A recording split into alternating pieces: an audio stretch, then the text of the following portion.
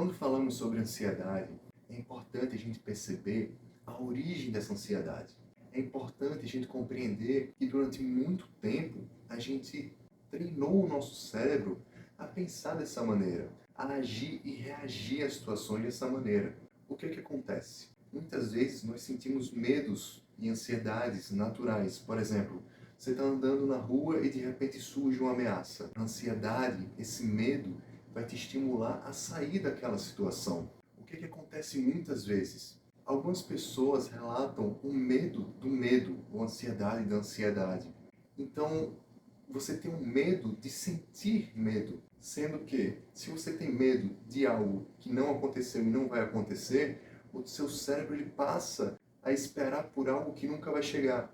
Em muitos desses casos, vai gerando transtorno de ansiedade, síndrome de pânico. O medo de sentir aquilo, o medo de algo que ainda não aconteceu. É importante entender que nós treinamos nosso cérebro para isso. Então, os caminhos que o nosso cérebro faz para reagir a certas situações são bem estruturados. Quando a gente não tem esse autoconhecimento, a gente não compreende que os caminhos que nós estamos fazendo no nosso cérebro para reagirmos a situações estão sendo caminhos que vão levar a pessoa a sentir essa ansiedade.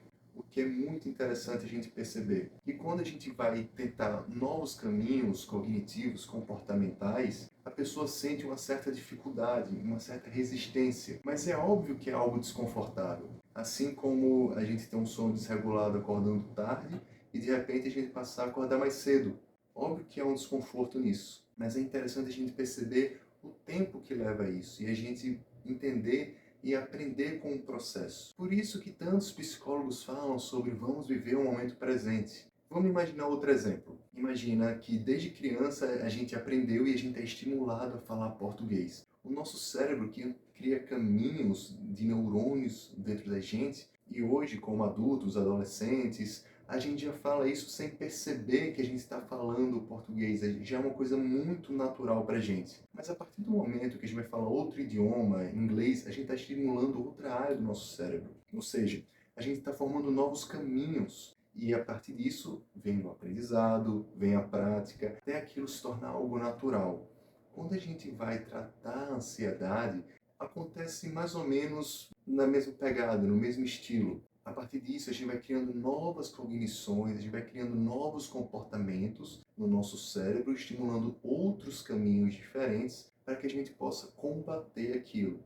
Muitas vezes, o processo racional, a gente tentar racionalizar a coisa, pode ser um grande aliado para que a gente possa lidar com esse fator emocional. Em muitos momentos também, eu escuto pessoas com dificuldade de que o emocional não está compreendendo tão bem esse lado racional. Mas é aí que está. É uma questão de você questionar, uma questão de você trazer para você discutir isso com você. O que é curioso sobre a questão do idioma é que a gente não aprende do dia para a noite.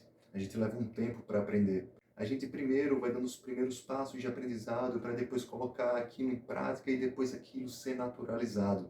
A gente percebe que aquilo faz parte de um processo. Muitas vezes o que a gente gera é uma cobrança sobre o tempo. Assim como leva um tempo para a gente aprender outro idioma que não seja o nosso idioma nativo, a gente leva um tempo para aprender, para colocar em prática, para se tornar natural, criando um novo caminho no cérebro. Para a gente trabalhar as questões de ansiedade também é um processo, também leva um tempo para a gente compreender isso, porque a gente tendencionou o nosso cérebro a pensar daquela maneira. E a partir de agora, a gente está trabalhando um outro caminho, outras questões, para que a gente possa colocar em prática, aprender, colocar em prática e naturalizar aquelas questões cognitivas comportamentais. Lembre-se, muitas vezes o processo de racionalização pode ser um forte aliado para você combater essas emoções, mas não de uma maneira a você julgar essas emoções, mas a você questionar, a você trazer para você conversar e poder chegar a uma conclusão. O primeiro passo para que a gente possa mudar o mundo